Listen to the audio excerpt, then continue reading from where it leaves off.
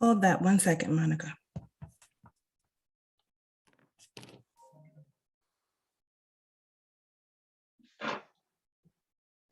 Okay, welcome everyone. I apologize for the delay.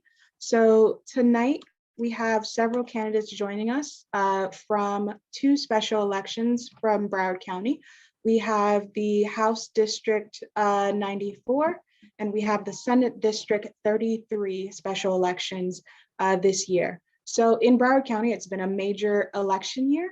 The primary election is on January 11th. We will have a presentation from Monica Elliott, who will share more information about what this election means for our community and how best to navigate the election cycle. So today we have the Urban League of Broward County and the League of Women Voters of Broward County, and we've decided to partner in order to bring information to the community about the stances of the candidates and what they stand for and what they can bring to our community moving forward. So for tonight's forum, we have invited all candidates from both the House and Senate races to answer questions about what they anticipate for our future.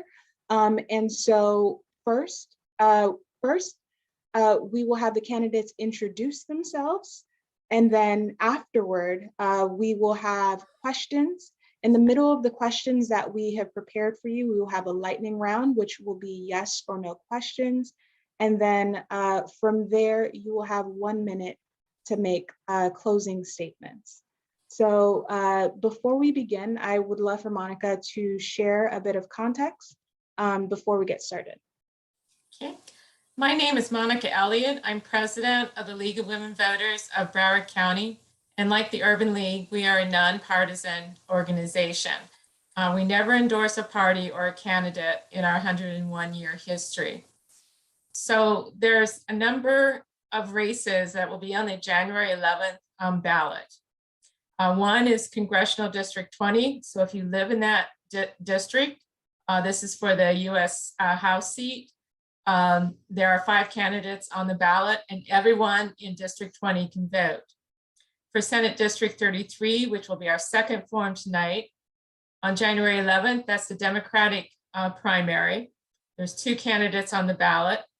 Only registered Democrats will have this on their ballot. If they're a registered Democrat, that's going to show up on their ballot if they're in District 33.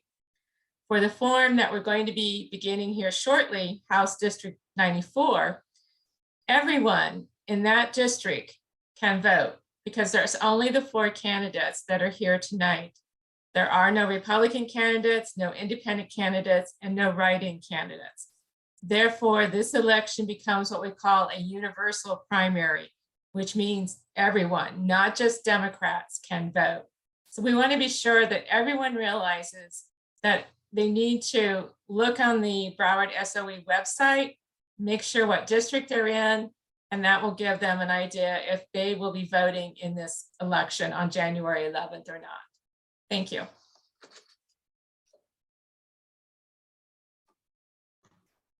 Thank you, Monica. And so now we will begin with self-introductions.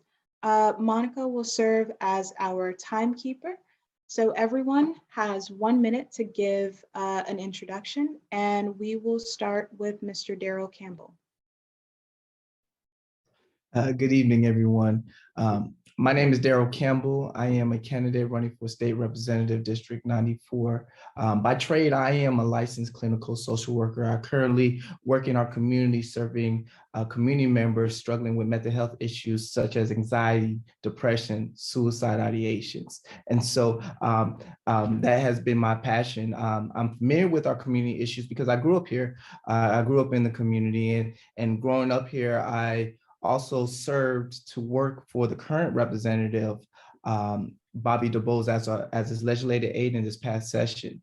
I currently also worked as his campaign manager in 2020 for his reelection of this very same seat. So I'm quite familiar with our issues with the community members and community leaders of this community. And so I'm here today ready to show my support my passion for the community, my reasoning of why I feel that I should be the one elected for this seat. And so I look forward to having that conversation and really discussing with the community and the panelists about what I have done and what I plan to do.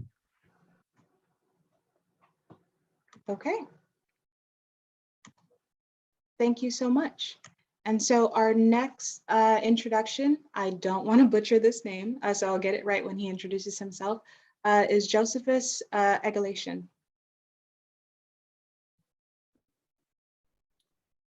Good evening, everyone. Thank you for having me. My name is Josephus Egilation III, and I am a candidate for the House of Representatives, District 94. I was born and raised in this district. I'm a graduate of Nova High, which is a Broward County public school. Also Howard University. I have my bachelor's of therapy from Nova Southeastern. For 20 years, I've owned and operated step-down ICU unit in several major hospitals in Broward, Dade, as well as West Palm Beach County. I currently work for Encompass Health, and I work getting patients in and dealing with things with them with home health. My family has served this district for many years and very deep rooted in this community, especially my father, who was actually was one of the ones, a major contributor to sponsor the Urban League's new building on 27th Avenue, which is in the district. I want to continue that legacy and continue doing the things that my family has done and served this community well over 30 years. And I want to continue that as your representative, House District 94. Thank you for having me. Thank you for being here. And our next introduction is from Kemp. Good evening, everyone. Thank you for this opportunity. I'm very familiar with the phenomenal work that the League of Women Voters does. And I have been in panel discussions before with the Urban League, with former Senator Perry Thurston and State Representative Bobby DuBose. I've been in District 94 the entire time that I've been here in Florida since I moved in 1982. My kids were born and raised here. And I started out many years ago serving on some advisory boards. I served on the City of Fort Lauderdale's Charter Revision Board, which makes recommendations to the city's charter to keep up with the changing times. I've also served on the Affordable Housing Advisory Board here in Fort Lauderdale, where we had discussions about the Housing Trust Fund. I worked for the largest African-American owned bank in the United States. 10 seconds, okay. And I want to take that experience to the Capitol and discuss more about the issues that are important to me. Thank you. Thank you so much. And last but not least, Elijah Manley.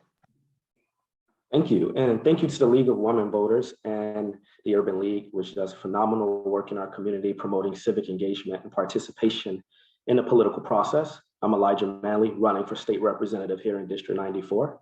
Also a deep-rooted candidate in this community. I've grown up here. I went to the Fort Lauderdale High School and studying history at Broward College.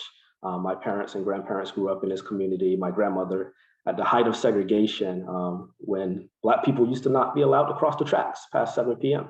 So I have a deep understanding of the history of this community, behind this community, and the issues that make our community great. I'm running for Tallahassee because I believe that I can deliver results for our community, the appropriations resources that Urban League needs to continue to do that work in our community. And I know that with the support of everyone in our community, we'll be able to do that. Currently, I serve as the District 5 School Board Representative on the Facilities Task Force. I serve as Vice Chair for the Broward Human Relations Commission for the school board. And I do work in our community to increase our quality of life. So I look forward to a wonderful discussion, and thank you for having me. Thank you so much for your introduction. So now we will move on to the questions portion of our candidate forum. So we will ask 5 questions. And like I said earlier, there will be a lightning round in the middle where it's yes or no only. Everyone was given the order in which we were going to ask the questions, but no candidate received the questions themselves. So we are going to start with Daryl Campbell. And so your first question is, what is one policy or legislative initiative that you may want to champion once in office? Well, thank you for that question. One policy that I'm looking to, and I'm probably looking forward to champion is policies of mental health. I think we need to expand Medicaid, as we're seeing with the COVID pandemic.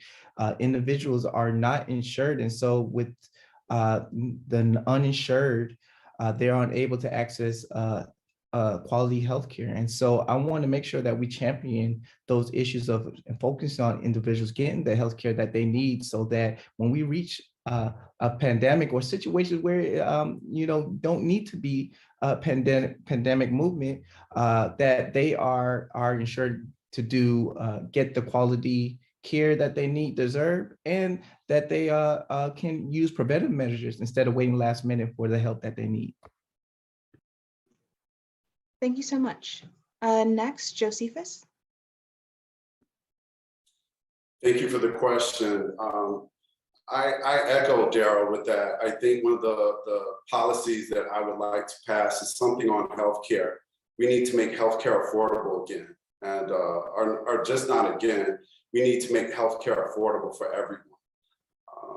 It's a problem in our district. The Medicaid dollars are being held up by our governor, and we need to free that. We need to get some dollars rolling. We need to get health care for everyone to make it affordable. We need to get some prevention programs going in our district, in our neighborhoods. I think that is very vital. We saw that with COVID, and I want to tackle that. And that's one of the reasons why I decided to run for office. Thank you so much. Rod Kemp, you're next. Yes, seems like we're all in agreement about healthcare. It's a very important issue. We do need to expand Medicaid, and mental health, I think, needs to be something that is normalized other than the way it's interpreted now. With all the events that have been happening with our kids in the high schools, they're crying out. There's something terribly wrong when kids have to resort to social media threats and come into school with guns. That's just not the world we want to live in. I have personally experienced mental health issues with my family.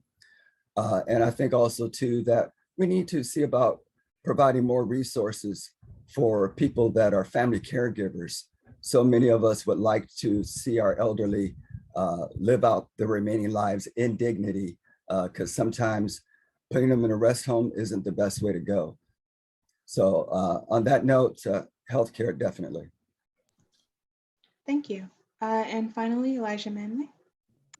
Thank you. Yes, I also agree that healthcare is one of the most important issues in our state right now, particularly expanding Medicaid. Right now, there are hundreds of thousands of people, mostly in low-income communities and Black communities in this state, that are in the gap where they don't qualify for Medicaid because our Republican governor has been holding up, in the past few Republican governors have been holding up federal dollars offered by the Obama administration as well as the Biden administration.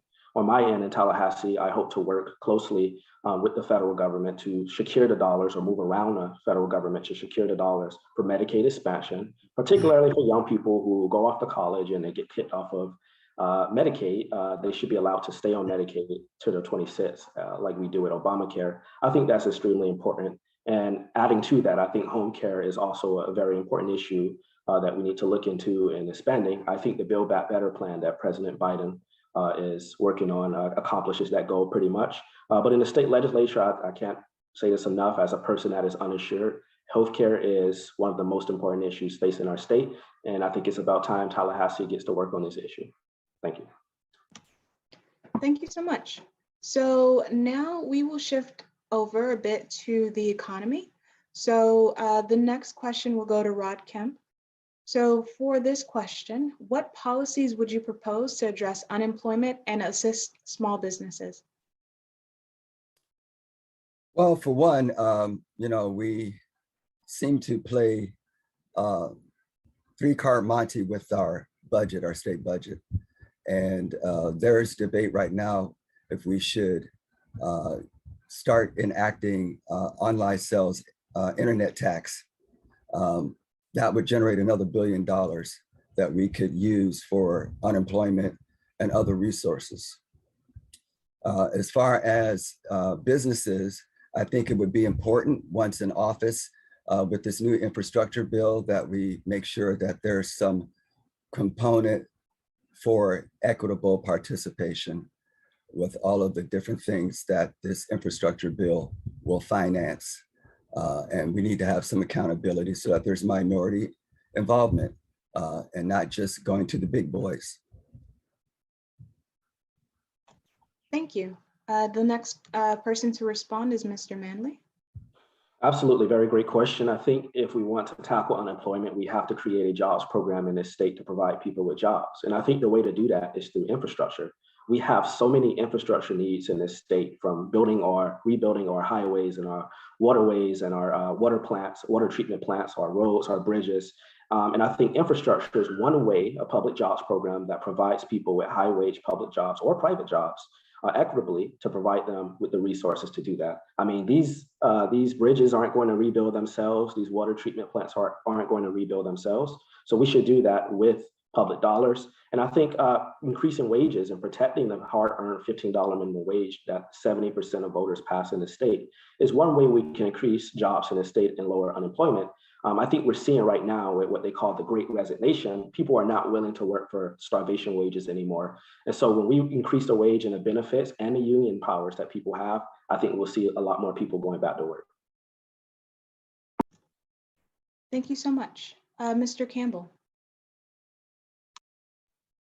Thank you for that question. For me, I also do believe that we should be paying our employees more, but as we know, in Florida, the cost of living is so high. $15 minimum wage is not going to cut it. We need to have a livable wage for individuals that can live up to the cost of living here in Florida. We need to protect our unions. We need to have a strategy where they are given the right to actually organize and actually recruit members into the unions. We need to have education that is not just centered around going to college, but also that's centered around going to trade schools, so that individuals may have an invested resource of education so that they can utilize it into regular job training businesses utilization. And so those are the things that I would focus on in Tallahassee. Thank you. And so before we move on to our last candidate, I do not want to butcher your name, so I'm going to ask you to pronounce your last name for me before you answer the question. Eglishin. Eglishin. Okay. Eglishin, I say yeah. this is someone who I have my name butchered all the time, but moving forward, I do want to make sure that I pronounce it correctly. So thank you, Eglishin. Eglishin? Yes. Okay. Close enough. Close enough. Eglishin. Yes, and I like you, I've been going through this since grade school. When I heard the name and I heard someone, I just raised my hand. Okay, so but I like the other candidates. So I'm going to stop you for a second. Is it possible for you to check your internet connection as well? Because you're breaking in and out. Can you hear me now? Yes, okay, go ahead. 1 minute starts now. Yes, like the other candidates, I definitely agree. I believe two things need to happen. One is it starts with education. The other is attracting some businesses, major businesses and companies to this area that will give not just jobs, but livable jobs, affordable jobs that will adjust to the cost of living in South Florida. And when I mean about education, we need to start from the ground up. We need to start giving some vocational education to our students. We need to educate them on how to run a business. We need to educate them on doing some trade.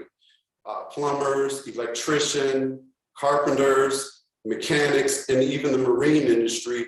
These are vital to, especially in a minority community.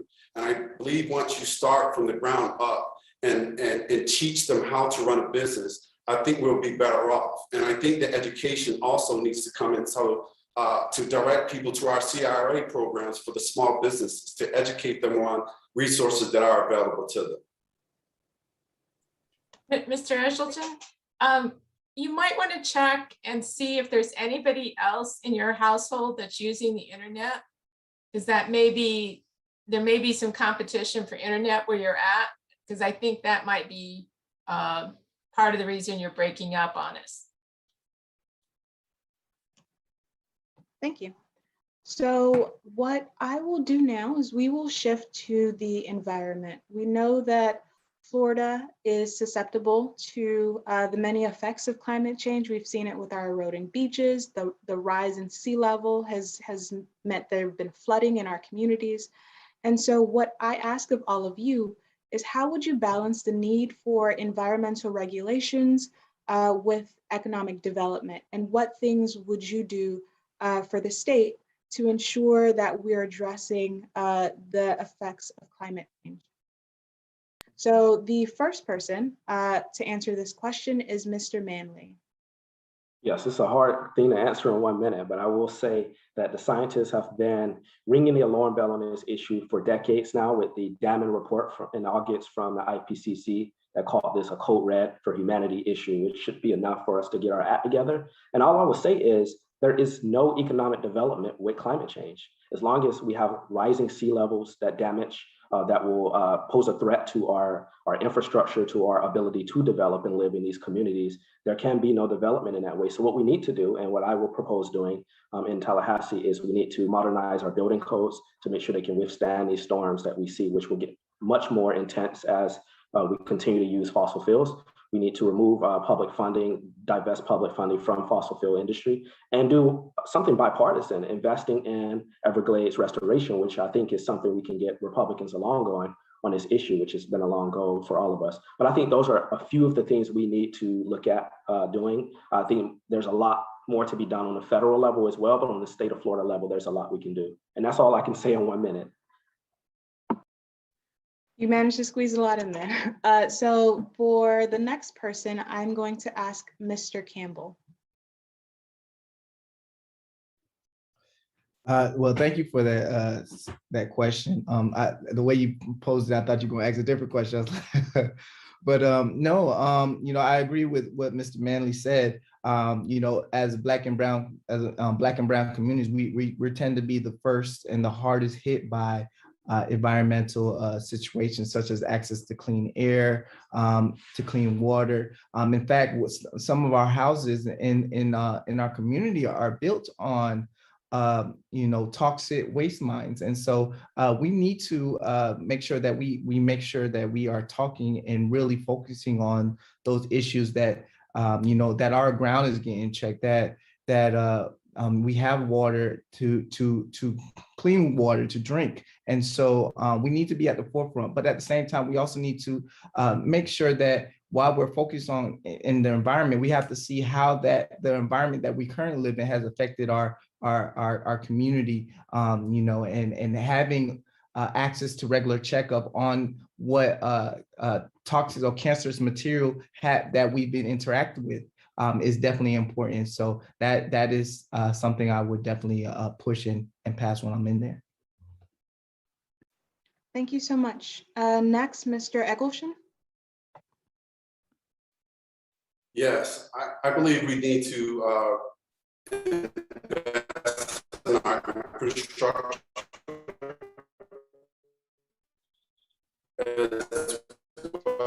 So you're breaking up and to our restoration to the Everglades. I think that is very important.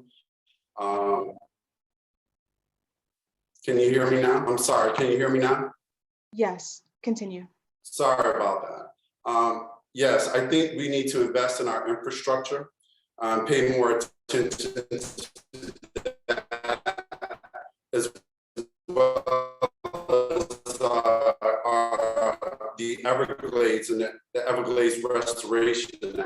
I believe we need to pay attention to those resources and make sure that we have the infrastructure to be in place as we deal with such as hurricanes and things of that nature. So we heard about half of that answer. So one of the things that could prevent us from hearing you is that you're on video and that uses a lot of bandwidth. If you are able to turn off your video and respond again, I would like to give you a minute to respond again. But first, turn off your video and see if that helps.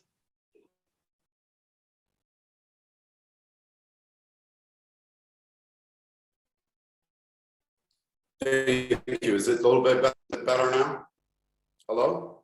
Yes. Is it better now? You're muted, Emma. You're still. Sorry, it is better, but now you're off screen, but go ahead and give your answer and I will work towards moving you over. Thank you. Yes, like I said, I think we need to reinvest in our infrastructure to make sure that we can handle hurricanes and the rising sea levels with our seawalls.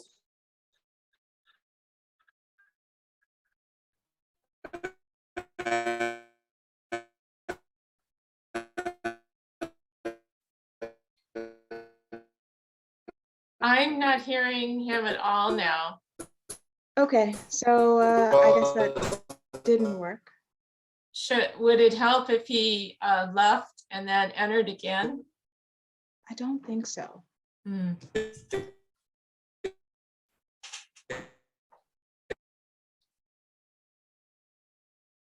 Okay, you can turn on your video again. We'll keep trying.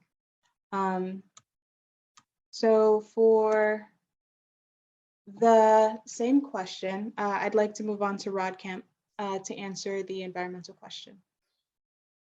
Yes, I think we're all in agreement that the environment is a very important issue. I know that DeSantis has been pushing the $1 billion over a 4-year period to help with environmental issues. I think we need to enhance the Florida Restoration Act.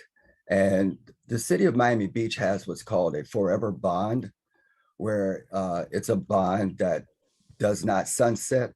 And maybe we could somehow replicate that in some way and make it statewide.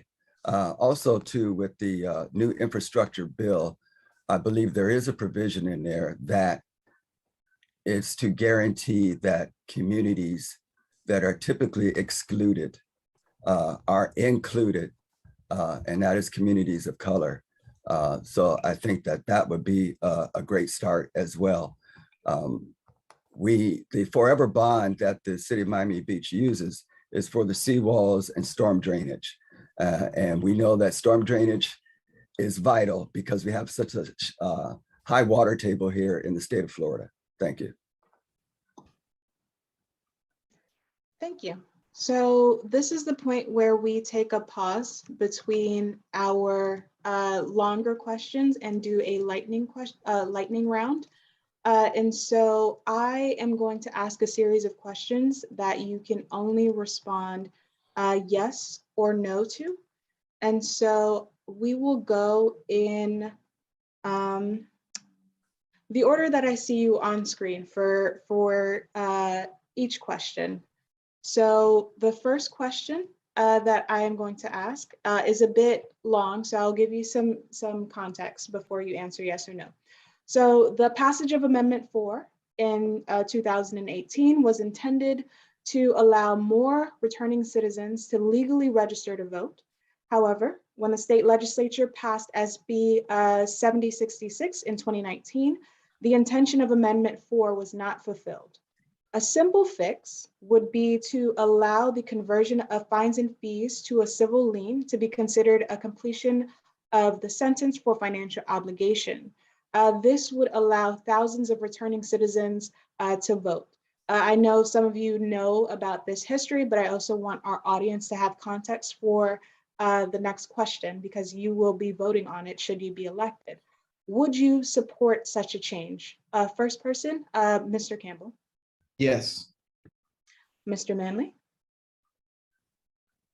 Yes. Mr. Kemp. Yes. Mr. Eggleton. Yes. Okay. Yes. Next. Okay. The next question. Do you support HB 167, which is similar to Texas's abortion ban at 6 weeks and relies on citizens to enforce rather than the government? Mr. Campbell, No. Mr. Manley, No. Mr. Kemp, No. Mr. Egleston? No. Okay. Next question. If you lose in the election in January, are you committed to running again in the later half of 2022? Mr. Campbell? I know it's a weird question. You said all we have is a yes or no and nothing in between. Yes. Are you committed to Um, running again towards the, well, we'll say yes for right now. okay. Mr. Manley? I'll say yes right now, but I really don't know.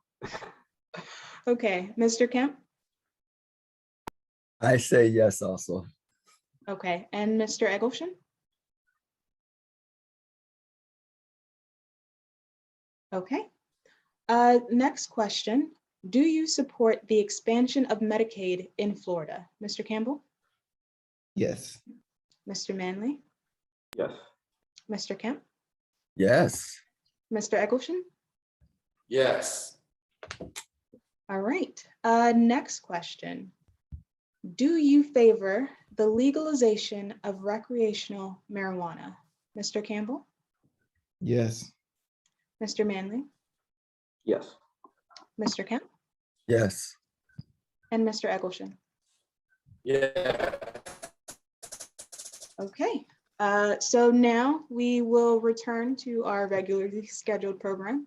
We will ask questions again, and you will again have 1 minute in order to answer these questions.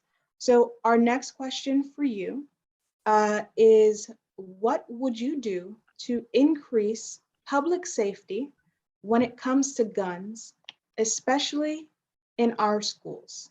And so that question is going to go to Mr. Egleston first.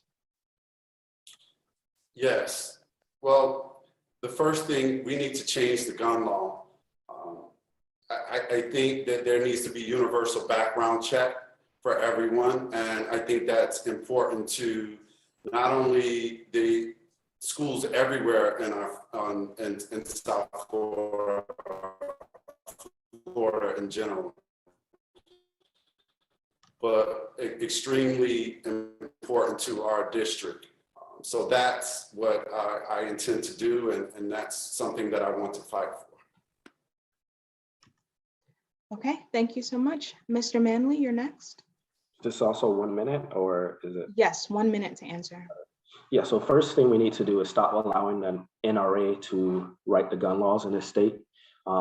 They have their goal, which is to make profit at the expense of our lives. But I also agree with Mr. Egleston with the universal background checks. And as someone who supports the right for people to own a weapon, I definitely do not support any rabbit ideas such as allowing teachers to be armed in our schools. I think with this issue with young people having guns in schools, I think we need to look at mental health. But we also need to hold parents accountable for their children. If your child is able to get their hands on your gun and it's not properly stored, not only do you need to have your guns taken away, you need to be held criminally responsible for your children if they're allowed to get their hands on your gun and take that to school and murder someone else's child. So I think that's where we need to start. And I think there are a lot of other things we need to look at when it comes to the issue of gun safety in our country, in our state. Thank you so much. Mr. Kemp? Yes, I agree with the universal background checks. I'm the son of a father who was in the military. So at a young age, I was taught how to responsibly handle a gun. And, we did a lot of target practice. We used to go hunting.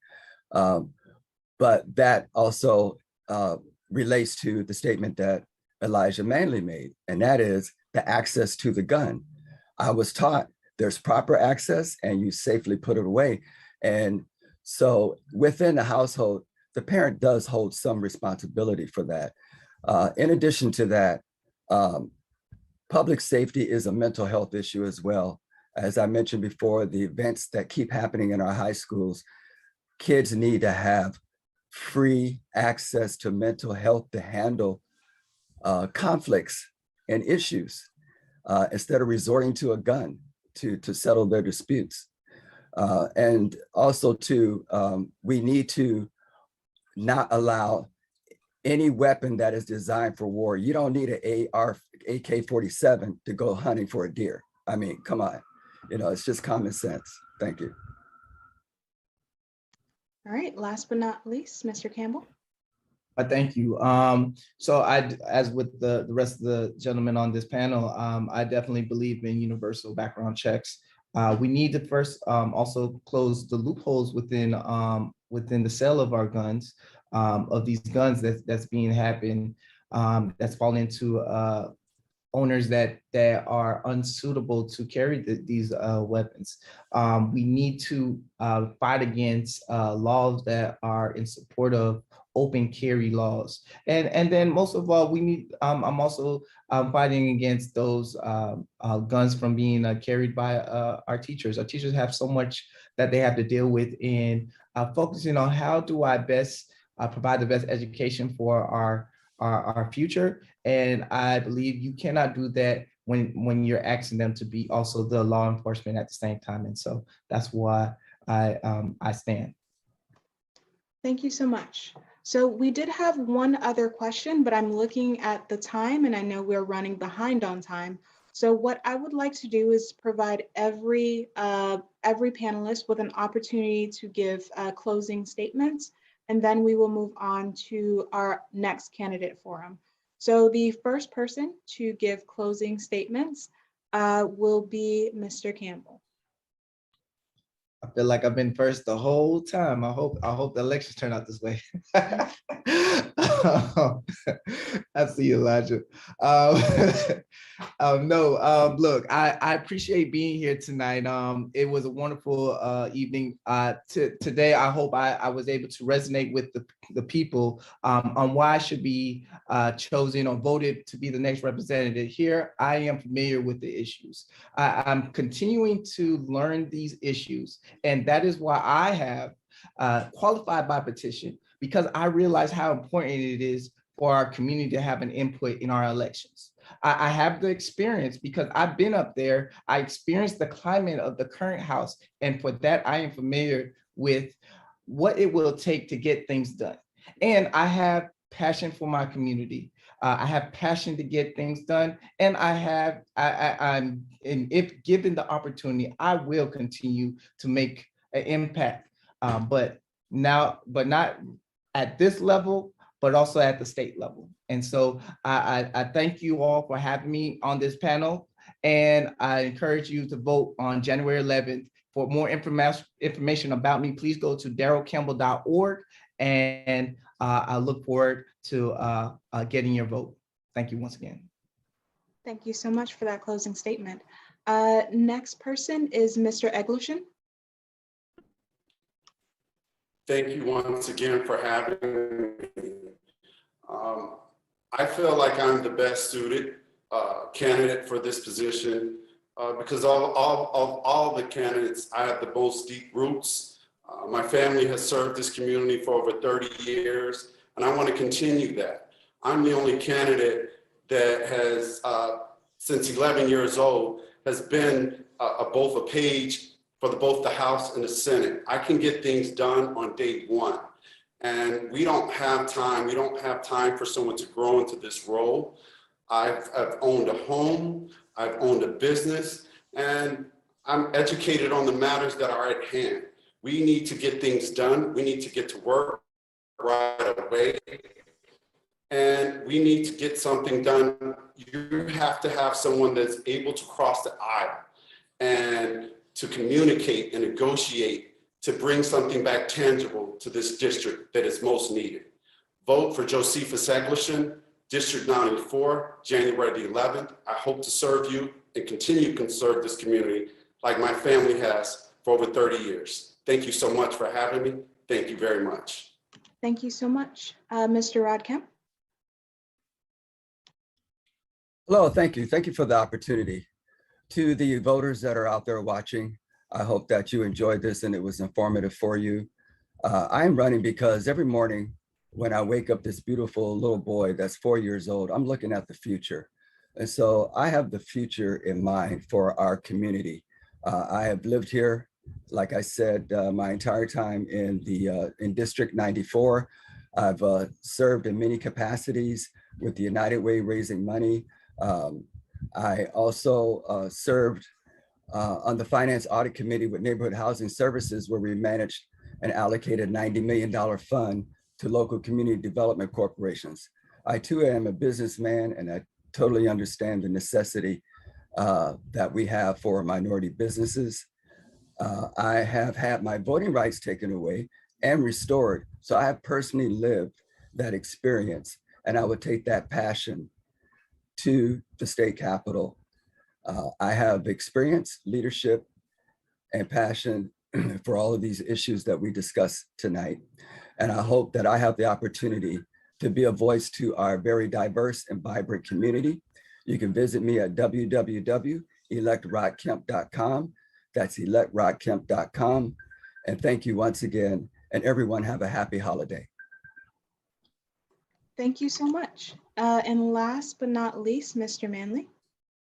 Thank you. And to all of the voters watching, you have an important decision to make this January 11th. And I believe that you will make the right decision by voting for someone who doesn't just talk the talk or use talking points, but who is committed to doing the work and has done the work in our community to improve our quality of life. We've seen a lot happen in our lives these past few years with COVID-19 pandemic ravaging our communities, issues with healthcare, with housing, with education. And it's so important right now to send someone to Tallahassee who understands these issues in depth. I'm a product of this community. I grew up here. I've experienced everything from extreme homelessness to the criminal justice system at a young age. And I got involved in the political system at 11 years old because I knew that my voice mattered. As President Barack Obama said in his farewell address, he said to the young people, if you don't like what you see, do something about it. Grab a clipboard and run for office. And that's exactly what I'm doing because I believe in the promise of this community. And on January 11th, make that important choice and elect Elijah Manley for state representative in District 94. My website is elijahmanley.com, where you can see all of the voter resources you need in the community, from how to turn your ballot in. We fought so hard to get this election scheduled by suing Governor Ron DeSantis. And I beat Ron DeSantis and got this election scheduled. And I know in Tallahassee, I'll be able to beat him again and get something done for our community. So thank you again to the Urban League and the League of Women Voters for having this forum and allowing all of us gentlemen to speak to the voters. Thank you so much to you and to all of the candidates for their closing statements and for taking time out of their night to join us tonight. So on behalf of the Urban League of Broward County and our President and CEO, Dr. Jermaine Smith-Baugh, and on behalf of the League of Women Voters of Broward, I would like to thank you for joining us tonight. So right now, what we will do is we ask you to end so that we can bring over the Senate District 33 candidates. So you can go off screen and continue watching from the attendee side, or you can hop off the call.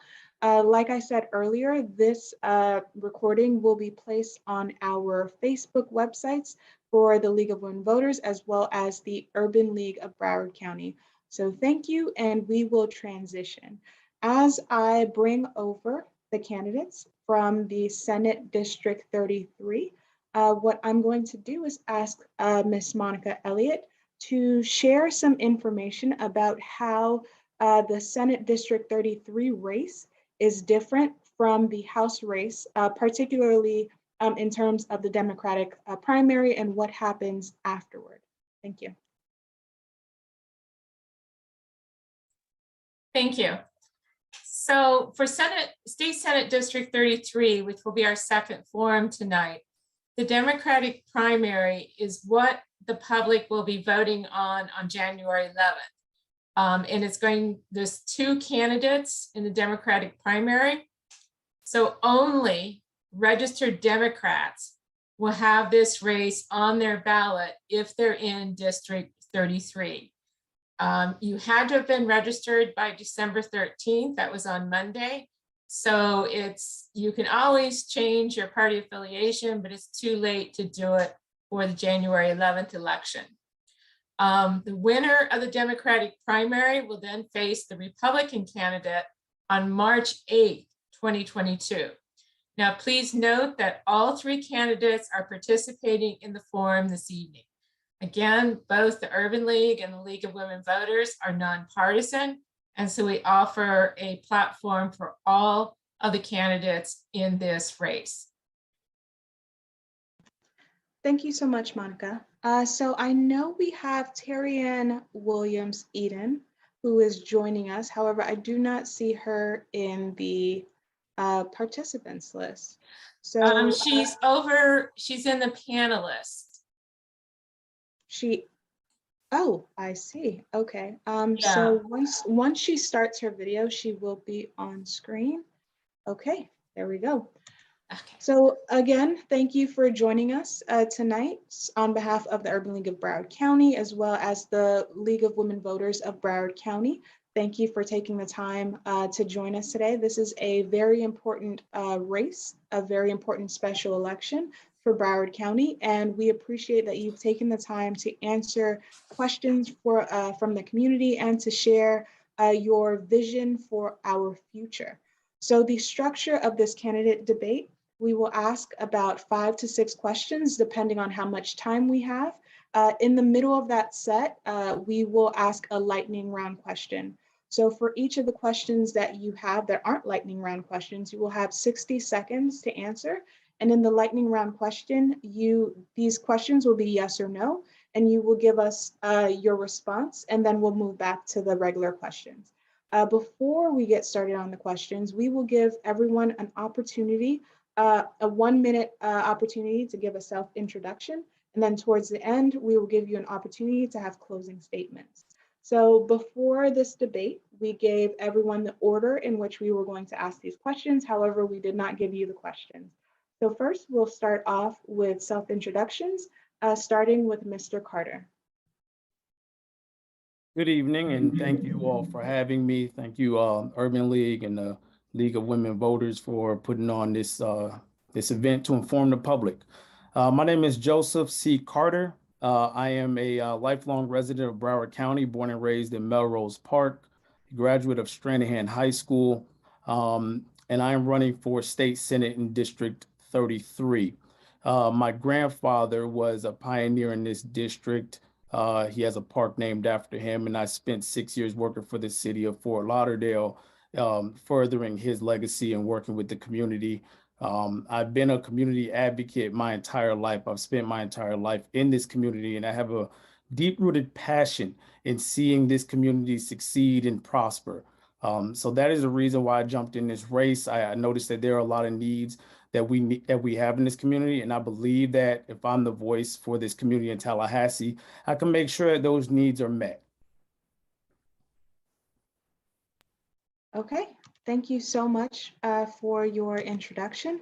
And the next person that we're asking is Ms. Tyrion Williams Edin.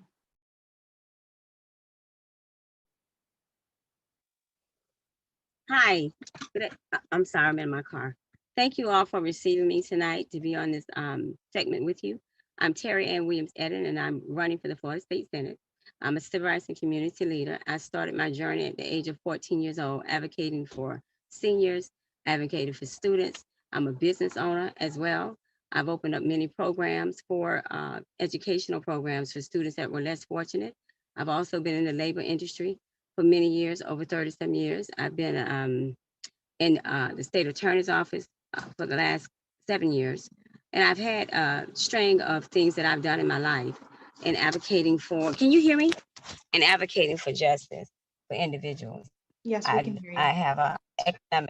I've been an adjudicator for the state of Florida, adjudicating cases as it relates to unemployment claims. I know about EEOC laws, labor relation laws, which has been something that I have championed and working with AFL-CIO for years and assisting teachers and students alike. I also championed students not being arrested in our school system And that is a facet of mine, making sure they had a due process and justice to be served upon them. And being a former legal registrar of the North Broward County NAACP, also worked with the Reverend Jesse Jackson with the Rainbow Push Coalition. So I have a history and a great deal of diversity in my background that I have forged. Thank you so much. Thank you. And now we will hear from Dr. Rosalind Osgood. And thank you to the Urban League and the League of Women Voters. I'm a big fan of both organizations. Know very well the League of Women Voters state president, Cecile Moon, who just happens to be a person I admire, one of my sorority sisters. So I'm Dr. Rosalyn Oscar, and I have faithfully served this community for the past 2 decades as the CEO of the Mount Isle Development Corporation and 9 years as a Broward County School Board member. And my experiences as a community leader and elected official has shown me time and time again that there are a lot of laws put in place on the state level that we have to implement on the local level that are harmful to our communities and not giving us access to healthcare, not providing equity and resources. I have been a voice for this community, and I'm looking to level up to the state level to engage the community more in the state level process and fight for some of the changes that we need in our community so that we're not still marching for voting rights. We're not still seeing returning citizens disenfranchised, and we're not struggling with our children for education and resources to make that education possible. Thank you so much for your introductions. So now we will move on to the questions. Like I said earlier, you received the order in which we were going to ask them. So the first question will go to Mr. Carter. And so we will start off with, what is one policy or legislative initiative that you would want to champion if elected? Thank you. One of the biggest passions of mine is education. I come from a family of educators, everyone from my grandfather, my grandmother, my mother, my aunts and uncles. They all work in various roles in the public and charter and private schools. And one of the reasons that I became so passionate about running for this race is I saw the disparity in education. So one of my biggest issues that I want to tackle is expanding school choice. I feel like parents at the end of the day are the most equipped to make the educational decisions for their children. And sometimes, not all the time, but sometimes that doesn't come in the form of being forced to go to a public school. Sometimes that comes in the form of charter schools or private schools or homeschooling or magnet schools. I'm a product of the magnet schools in Broward County.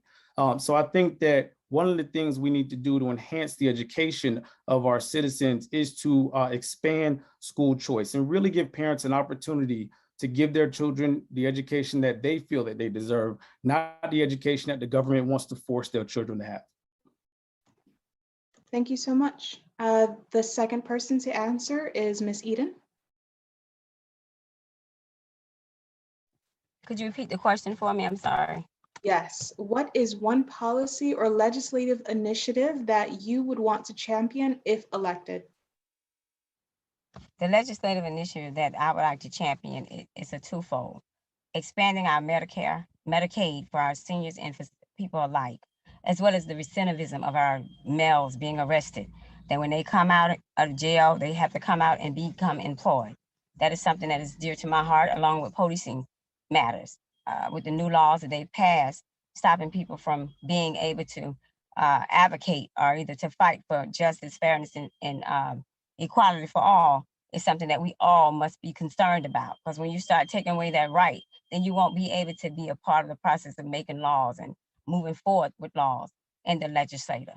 And looking at our students in the educational system, improving those impediments that exist. We have schools like Rickards, Piper, we have Parkway, we have other schools under that umbrella with that bond money that was not filtered to those areas to make sure we have the proper safeguards for gun control in our education, within the education system as well. And that's also with individuals receiving weapons. So I have many things that I would be able to champion from day one to move forward, being a part of the community for over 30 some years, advocating on the ground before there was anyone else that can do these things or make measures for them to happen.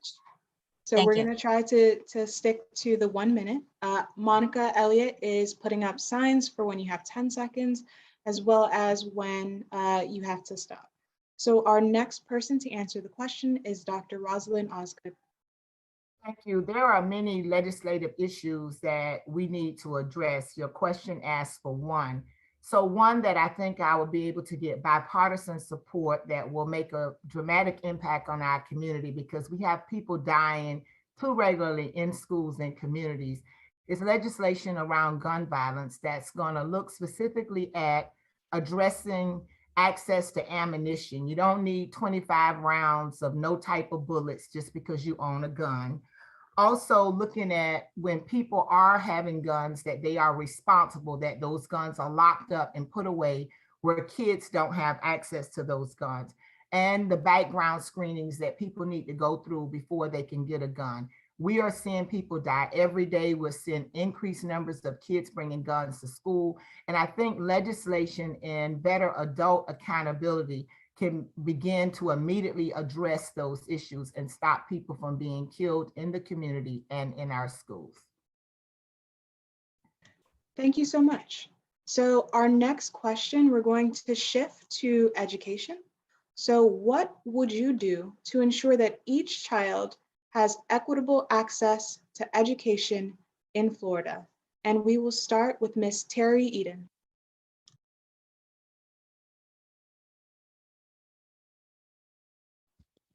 Well, looking at the Joe Biden plan to build back better framework where he will be offering students to be in school for free.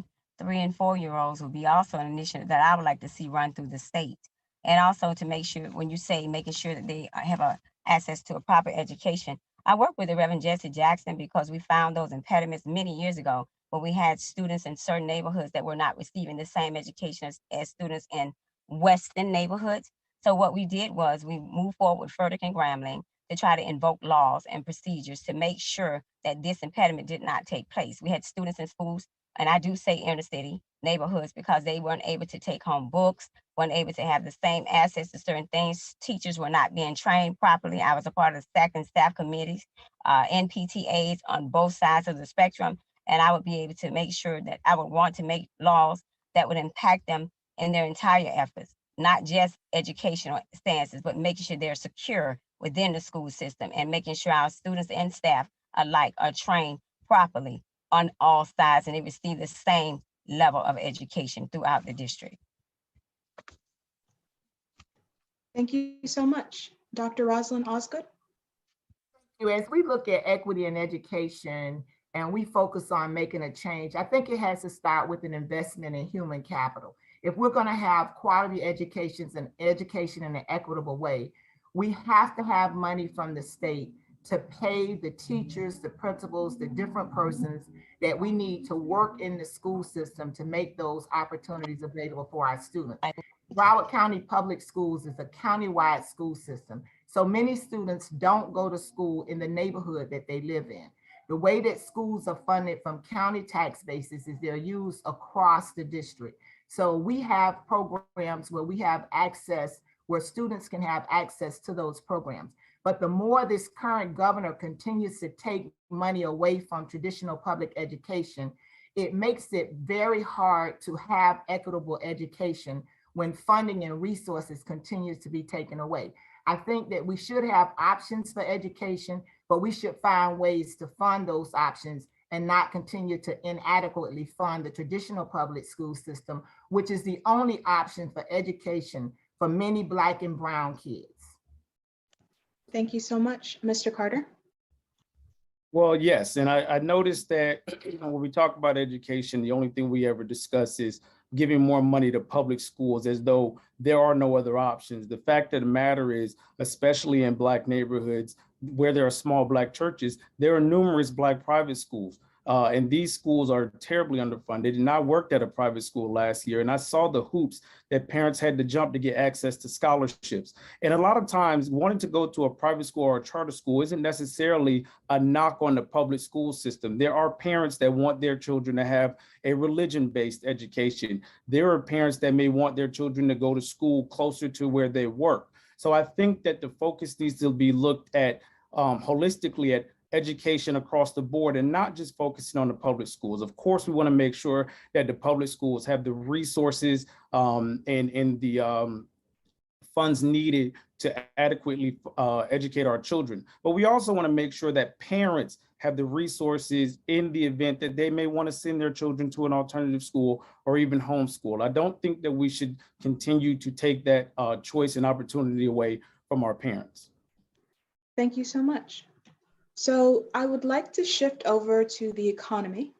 The first question will go to Dr. Rosalind Osgood. What policies would you propose to address unemployment and assist small businesses?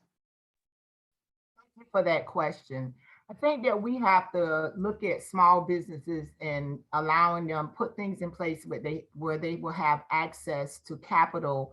Most of the time in school, you're taught that a business takes 5 years to be stable. I think we have to rethink these programs and make businesses where they are strengthened in 2 years. We have a lot of young people coming out of school and they can't go into jobs because a lot of people that are getting older are staying in the workforce. So we have to address that issue of jobs that are available. There are many jobs that are available where we don't have people with skill sets like the marine industry. So we have to do a better job and investing in vocational education at younger ages where our children can feed, children that are not going to college can feed into those jobs. And when we look at the times that we're in with technology, as we continue to use technology, I think that we have to start making school curriculums where it's mandatory that they have those classes available. That will create jobs and it will create skillful workers for small businesses that are able to be solidified financially to operate in 2 years instead of 5. Thank you so much for that answer. Mr. Carter, you're next. Yeah, so small businesses are the backbone of our society. You know, most people are employed by small businesses. Small business owners do a lot to bring jobs to our community.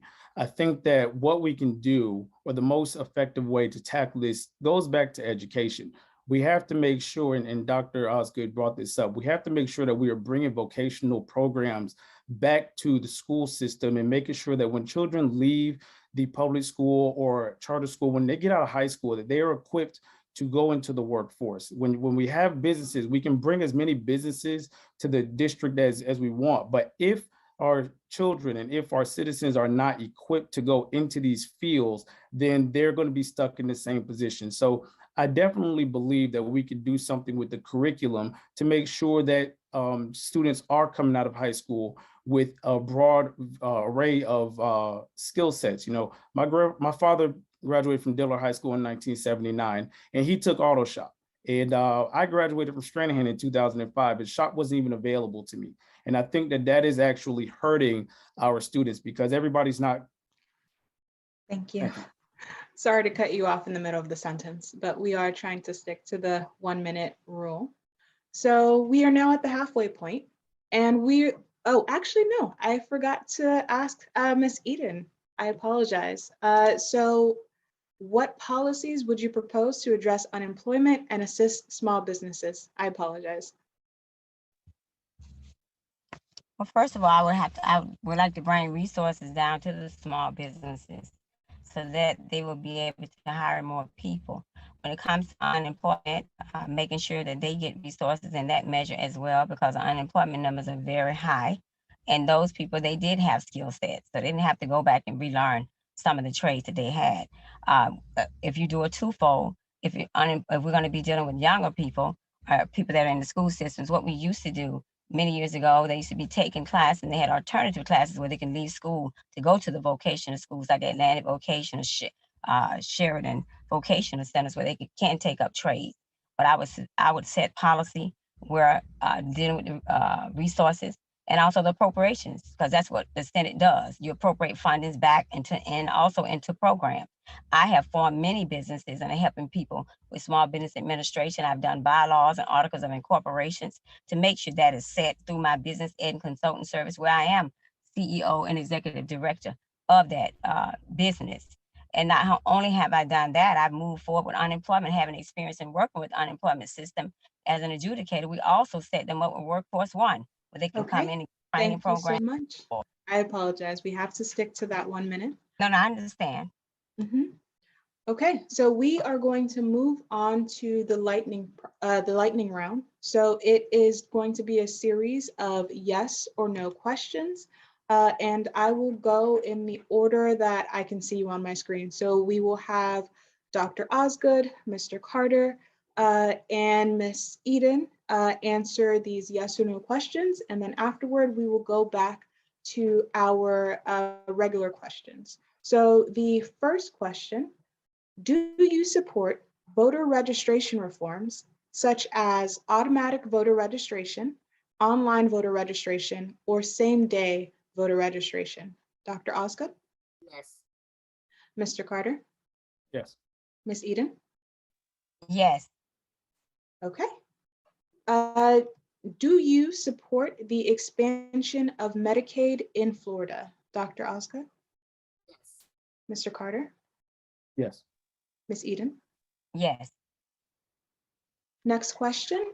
Do you favor the legalization of recreational marijuana? Dr. Osgood, Yes. Mr. Carter, Yes. Ms. Edin? Yes. Okay. This is based on a suggestion or consideration from the state legislature. So listen very carefully to this question. Do you support school board members being elected as partisan or nonpartisan members in the school board elections? So the answer is not yes or no. Actually, yes. Actually, let me rephrase. Do you support school board members being elected as partisan members in school board elections? Dr. Osgood, No. Mr. Carter, No. Ms. Edin? No. Okay. Do you support amending SB 7066 so that returning citizens would be able to vote by changing their fines and fees through civil leagues? Dr. Osgood, Yes. Mr. Carter, Yes. and Ms. Edin? Yes. Okay. Would you support the proposal that is similar to the Texas abortion ban at 6 weeks that would allow citizens to enforce rather than the government? Dr. Osgood? The question is, would you support an abortion ban at 6 weeks that allows citizens to enforce? No. Mr. Carter? Yes. Ms. Edin? No. Okay. So that ends our lightning round questions. So we will go back to our regular questions. Each person will have 1 minute to answer these questions. And the first person to answer this next question is going to be Mr. Carter. So we will shift to the environment. We know that Florida is susceptible to the changes of climate change. We've seen high sea level rise, more frequent hurricanes, and part of the role of the state legislature is to do something about that. So how would you balance the need for environmental regulations and economic development? Well, I think Yes. that right now we are on the right track, especially with what Representative Brian Mass has been doing at the federal level, but there's still work that can be done at the state level. I think that tackling the blue algae issue is important. And I think that making sure that Everglades restoration and make sure we protect our natural resources is also important. I would also support a bill that would update the building codes so that we don't have, I'm a graduate of Florida International University, so the incident that happened with the bridge collapsing touched me personally. And to ensure that we don't have situations like that happen again, I would want to make sure that we update the building codes in order to handle any forthcoming natural disasters. Thank you. Ms. Edin?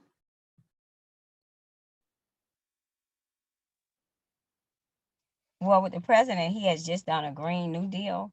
where we're dealing with the pollution, you're dealing with carbon monoxide, the fuel, fossil fuel. You're dealing with, now they're offering solar panel. You have electrical cars that we're trying to get now to combat those measures that have been taking place. And we're dealing with, with the rising of sea level, we're in trouble with that. So we have to make those changes, not through just the environment and the climate that we have been partaking in, which is our fault as humans, by the cutting of trees and different things we've done and going into the Everglades and the wetlands. So yes, I would be a part of trying to forego that and implementing laws as in line with some of the Green New Deal measures. Thank you so much. And finally, Dr. Osgood. I think the governor has started moving in the right direction on this, addressing global warming. There is funding that some counties got to begin projects. As your senator for Broward County, I would certainly advocate for some of those fundings for projects to come to Broward County, because we know that South Florida is highly impacted by a lot of different natural disasters. I will also work to change legislation where commercial buildings right now receive 40-year inspections. That's too long to wait for a building to be thoroughly inspected.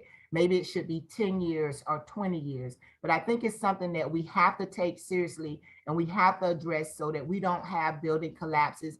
We don't have bridges right now. We don't have infrastructure money to address issues with bridges. We have bridges collapsing.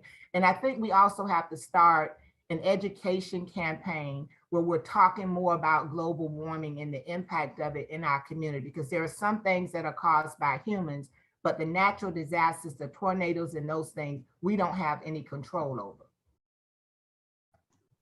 Thank you so much. So now we will move on to our next question. The first person to answer that will be Miss Edin. So we are talking about public safety, particularly in schools. So what would you propose to increase public safety when it comes to guns, especially in our schools? What I would do to increase the safety in our school systems, because I've experienced having someone that, for example, with the MDS situation and how that took place, as well as the situation, there was a situation at Dillard years ago where a young lady came back to the school and killed someone for other reasons. I would increase the security there. I would like to have police officers, some at the schools, because some schools you don't even have an officer. Sometimes you only have 2 security. So I would increase those levels at the schools from the state level, because all I can do is appropriate and try to regulate law and making those changes and making sure that those that do obtain weapons would not be a teacher of any of those individuals, but making sure the security is changed, because we do have professional standards organization that is within the school system where they are licensed officers, and they used to be. And we should always have them at our schools. And I've spoken to some educators, they don't even have that at the school. So I would increase those measures in the school system regarding the gun situations that have been taking place within our school system, and not metal detectors and those things. I wouldn't want to go as far as that, but like I said, to increase the security and law enforcement. Thank you so much. And Mr. Carter.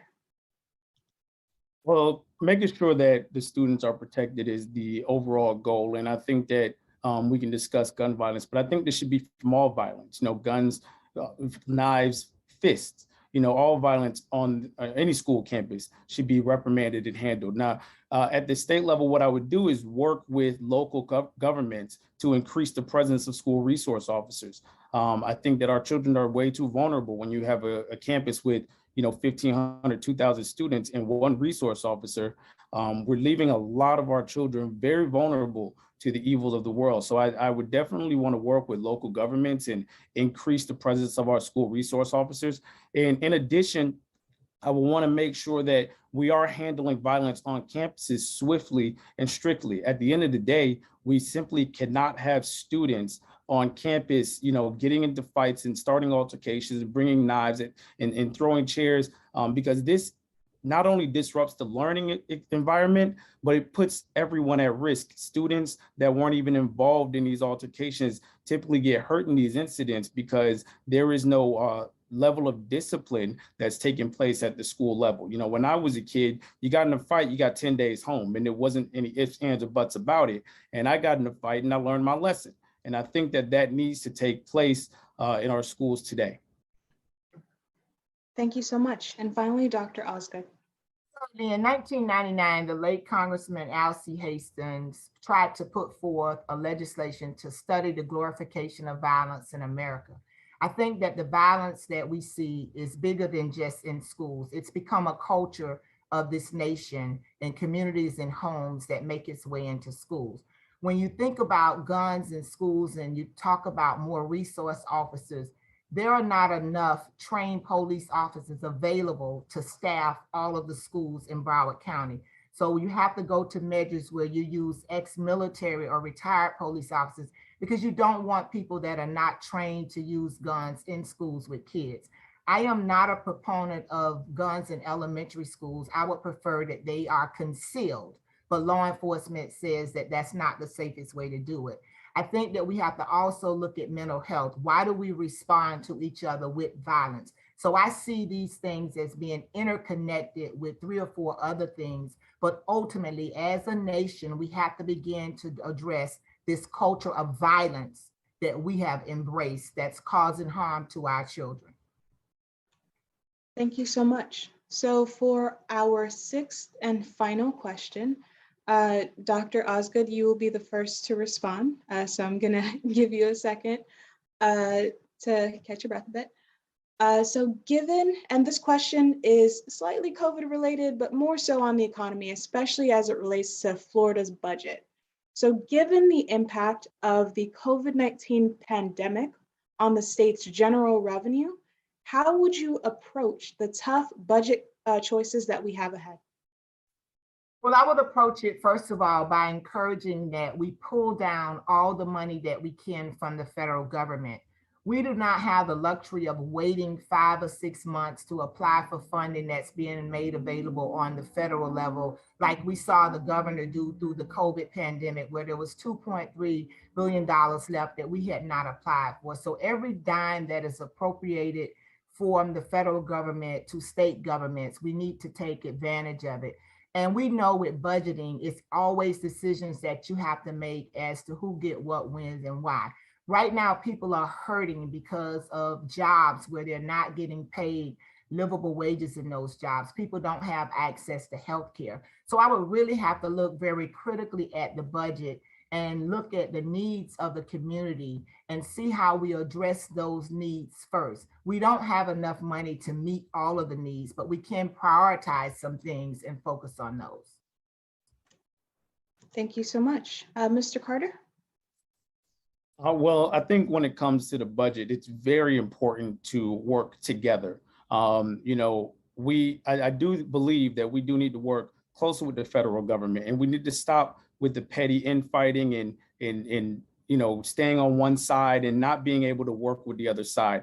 I couldn't care less if the president was a Republican or a Democrat, or the governor is a Republican or a Democrat. At the end of the day, when we stay entrenched in these battles, the only people that hurt are the citizens. So I think that in order to create a budget that's going to benefit the Floridians, and especially the big people of District 33, we have to work together. We have to reach across the aisle and discuss the needs of our constituents and how are we going to best suit them. And every year that may change. You know, there are some years where one thing may need more funding than the other, and it doesn't have to stay stagnant. But again, all that comes from collaboration and cooperation with one another.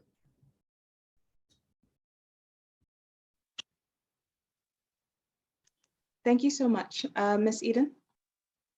Yes, in balancing the budget and as a state legislator, you have to make sure all those agencies are filled up, that they have the appropriate funding that is leveraged to them to be able to have monies go down to the local and the state levels. Yes, we know everybody is hurting. Unemployment is surging. COVID has caused people to lose their homes. Rent has increased and people are losing their jobs.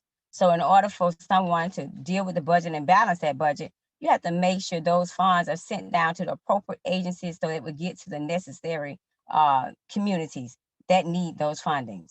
you know, whether it's educational system, whether it's HRS, unemployment systems. You have to make sure those monies are coupled to those areas where those people can have resources and access to those fundings.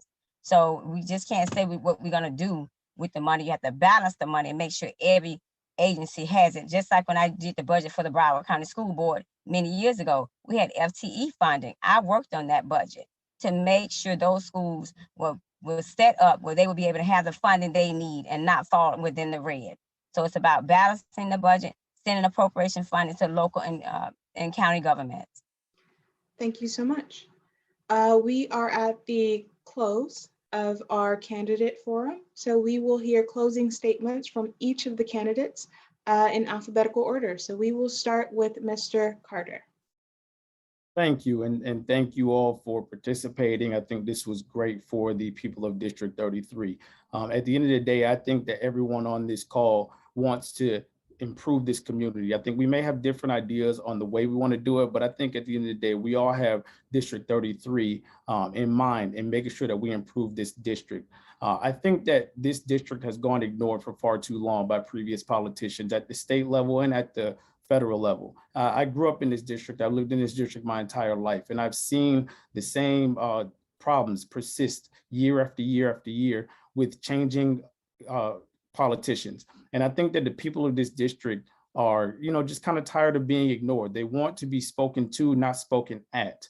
And they want to be represented by someone who isn't a career politician and who isn't a career candidate. They want to be represented by someone who they can relate to. I've never been a politician, and I don't have any political ambitions.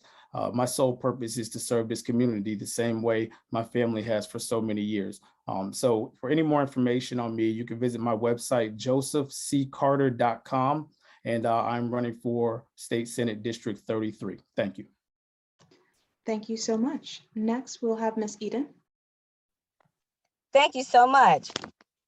Well, my name is Tyrion Williams Edin, and what sets me apart from, and I'm not a career candidate either. I'm a civil rights and community leader, which have paved the way through the Civil Rights Acts of 1964 and 65 for people to become elected in order to even run for a seat when they look like us. And when you go to Tallahassee, you want to have an agenda to send someone that can work across party lines, not someone that wouldn't be able to copper those mitigating and being able to negotiate, which I have a Supreme Court negotiation and mitigation license to do both. And that is what I would bring to Tallahassee and make sure those resources are filtered down to my communities and where there's a greater need, and making sure I take care of the entire district, not just a section of a district. When you're talking about a district, you're talking about the compilations of all cities in this particular area, not just Fort Lauderdale or Six Trunk, and also someone that has not just sat back on the line. So when someone says why we're running because we're not satisfied with what we've had. And that sets me apart. I have a diverse background. I have labor relations background. I have ability to adjudicate cases. And that sets me apart. And I'm more lawyering than any candidate on this dais. Thank you. And now, last but not least, Dr. Rosalyn Osgood. Thank you for this opportunity this afternoon. I am an experienced policymaker. I have served this community 9 years as a school board member. District 33 is 80% of District 33 is individuals that I have represented for the last 9 years, and I have done that faithfully.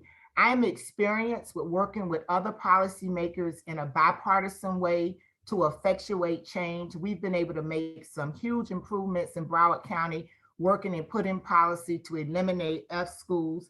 I'm also experienced in working with the community, hearing and listening at the community. What I bring to this District 33 is the community. It's not just me going to Tallahassee. It will be the community being connected, engaged, and being involved in decisions and having conversations about what's going on in Tallahassee, how we can effectuate change. I believe that right now our democracy is under attack, and we have to pull together, first of all, and show up at the polls and vote, and continue to speak truth to power about our issues and hold all of our elected officials accountable. You have held me accountable. You've trusted me, and I'm asking you to trust me again on January 11th. Thank you so much. And with that, this concludes the Senate District 33 Candidate Forum. I'd like to thank all three candidates for joining us tonight, for taking the time out of their busy schedule to share with us their vision for our community. Thank you for coming on. We'll ask you to turn off your videos, and then what we'll do now is actually share some information for you as voters so that you know how to vote, how to track your ballot, and information about the Broward Supervisor of Elections office. So I will turn it over to Monica to share that information with you. Thank you, Emma. I realize I'm not going to be able to share the PowerPoint because I'm recording, so I'll just briefly go through this verbally. So for the January 11th, 2022 election. Actually, if you give me 1 second, I actually may be able to pull it up on my end. I do realize that you are recording. So give me 1 second. Okay.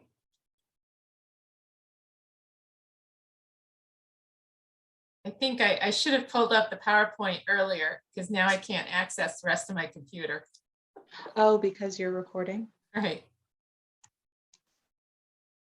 Okay. So go ahead and share, and then I will pull up the PowerPoint when I have it up. Okay. So for January 11, 2022, the U.S. Congressional District 20 will be on the ballot. Everyone who is in that district is eligible to vote. There's 5 candidates on the ballot. Then we will also have State Senate District 33, but it is a Democratic primary only. So only registered Democrats in that district will be able to vote.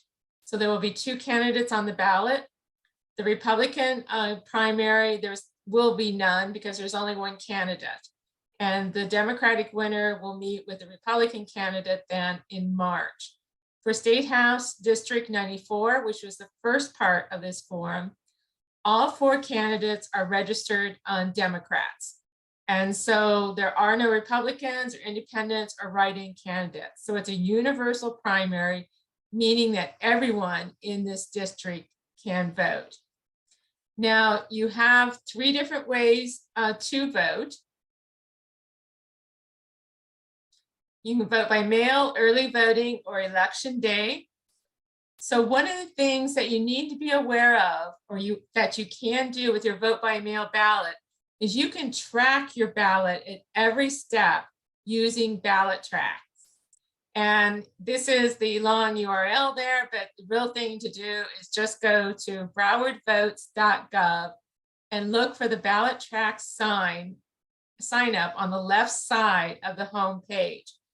This will allow you to track your ballot from the time that they print it, when they mail it to you, and then when it's received at the SOE. So move forward 1, Emma.